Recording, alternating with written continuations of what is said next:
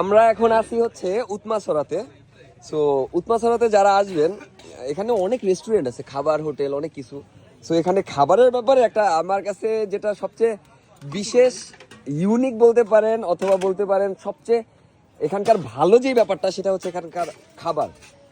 এই যে হচ্ছে আমরা এর দোকানে খাইছি, আর এখানকার খাবার আইটেমটা দেখাচ্ছি। এটা কি?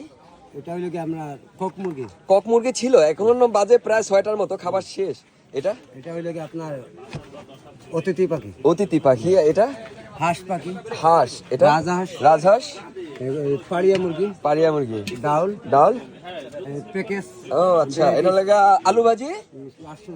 এটা কি? এটা হইলো কি আপনার ডাউল। ডাল। আচ্ছা, একটা ভর্তা ছিল। যাই হোক, আর হচ্ছে ভাত তো আছে, ভাতটাও খুব সুন্দর আতপ চালে, রাইট? সো এখানে একটা মজার ব্যাপার, আপনি এই যে রাজহাঁসটা এখানে একটা অথেন্টিক।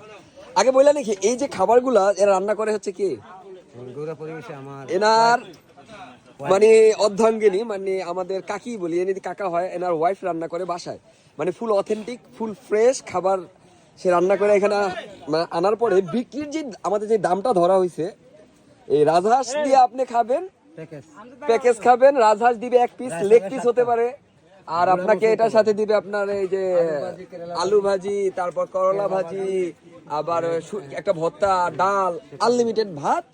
অনলি আপনারা যদি জিজ্ঞেস করি কয় টাকা বলবেন, অনলি 200 টাকা। মানে এটা আমি যখন ফার্স্ট 200 টাকা বলছে, আমি আরো 2টার দিকে, আমি কয়টার দিকে বলে গেলাম, 1টার দিকে মেবি, 1টার দিকে আমি আইসা বলছি সব রাই খাতে না, আমরাই সব খাবো। মানে আমরা 19 জন ছিলাম। এখানকার খাবারের মানও অনেক ভালো, আর দামও প্রচুর কম। যারা এখানে আসবেন উৎমাছড়াতে, অ্যাটলিস্ট এখানকার এই এর হোটেলে খাবেন, প্রথম কথা। আর এখানে ওই যে 2জন লোক আছে এলাকার স্থানীয়, আপনাদের কাছে রিকোয়েস্ট করবো, আপনারা এই জায়গাটা যেন সিন্ডিকেট না হয়, এটার দিকে খেয়াল রাখবেন। আর মানুষ যেন হ্যারেস না হয়, মানুষ এসে বিপদে একটা ঝামেলায় পড়লো মনে করেন, এইরকম যেন না হয়, এটা আপনাদের হাত, তাহলে মানুষ আর বেশি আসবে।